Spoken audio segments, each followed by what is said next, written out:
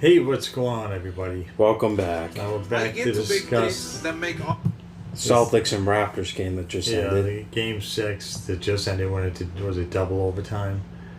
Um, Celtics lost by 3, so this is going to go to a game 7, which is quite unfortunate. But if you're a Celtics fan, that is. If you're Toronto, I'm sure you're pretty excited about that. Um, that was a long game. Toronto, I don't know. I think They played a good defensive game, although the Celtics helped them a lot tonight. I mean, we were talking about during the game, and it was almost like I could call it ahead of time.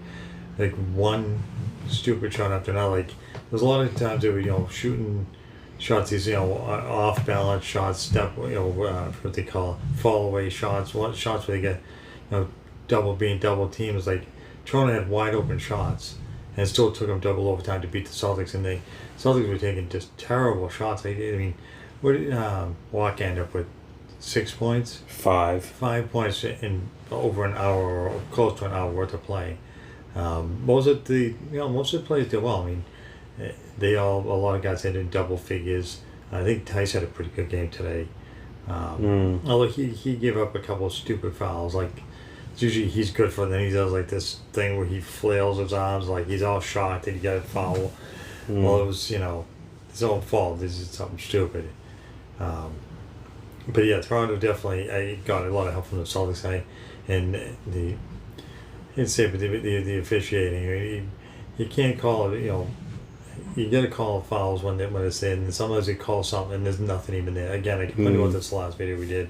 And sometimes you just have to let them play, and sometimes they call fouls and there's nothing there at the worst possible times. There's nothing there. The guy didn't touch him. I don't understand it. It was definitely, I mean, one of the best games I ever watched. I mean, I get the Celtics didn't play well, but they remained competitive, and they kept it together, and that's a good thing about a team that's really good is that they show like they don't back down despite they're not playing so good, and they just keep on fighting until they can sort of try and take the lead. But they did put up a good fight tonight against them, and it's a really interesting series between the two, and it's definitely a good matchup for both. I mean, you look at Marcus Smart. I mean, his leadership with the team, firing everyone up, and I mean, did they make some good plays tonight, and and all that? Yes, they did, but they just struggled. It was just one of those nights again for them. Yeah, the shot selection was pretty big. Tatum for one, it was 9 at 21, so that's not too good. I mean, he hit them when they counted, but he didn't have a good night. Kemba Walker didn't have a good night. None of them did. Yeah, I mean, Jaylen Brown's the only one that had a really good night tonight. Then him and Tyson was played pretty well. Yeah. Actually, the Toronto did. Obviously, they're a really good team. They have a lot of talent. I guess if say Lowry's up, that guy's up hand in the neck, man. I've never seen a guy who was like everywhere. A couple times he's like Marcus Smart of the Raptors, like not in the same defensive. Obviously, defensively, Marcus Smart I think is just a special kind of play defensively, but Kyle Lowry is just like he's good, but they go through this thing where they flop, and it drives me because Marcus Smart does it. It drives me nuts. Like they do a replay and it looks so evident. Like he got hit by who was that? Wanamaker. Yeah. And by his arm, and even when they showed the replay, the reaction was clearly a flop, which is ridiculous. I don't like when players do that. I would even say players for the Celtics. I don't like when they do that. If you get fouled, you get fouled. But if you don't flop, it just looks ridiculous. I like when they say, he worked to get that call. If you work to get a call, it means there was no call there to begin with. You did it, and the referees bought it, and they call a foul, and it was just, I don't like it. It slows the game down. Yeah. When they call enough fouls as is, and then just adding to it by doing these flop plays when they just throw themselves on the ground like something terrible happened.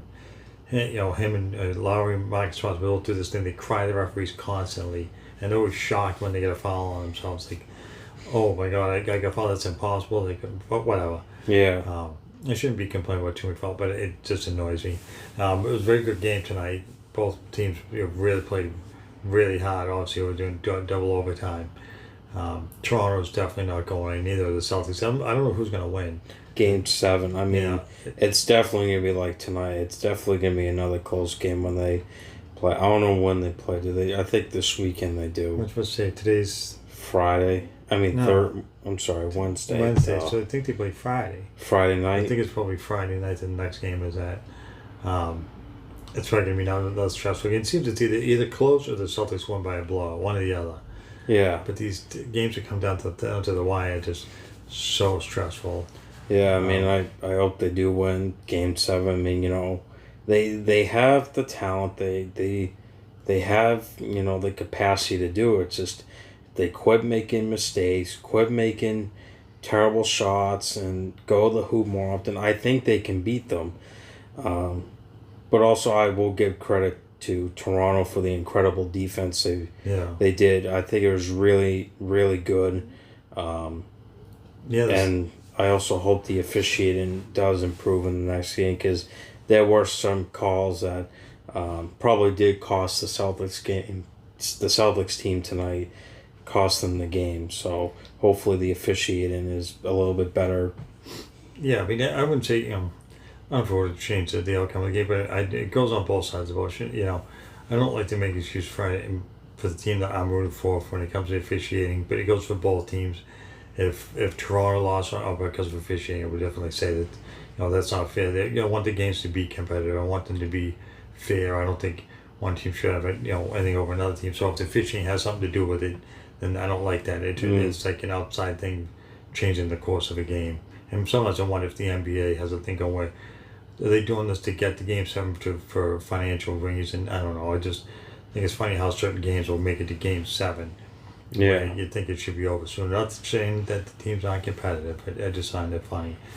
Mm-hmm. Looking forward to the Game 7. Hopefully it's not to be as tense and as stressful as these games have been. I think this is like the third game that's been like this. The other one that ended with the 0.5 seconds left at the buzzer. Yeah, I mean these games are coming at the very last shot.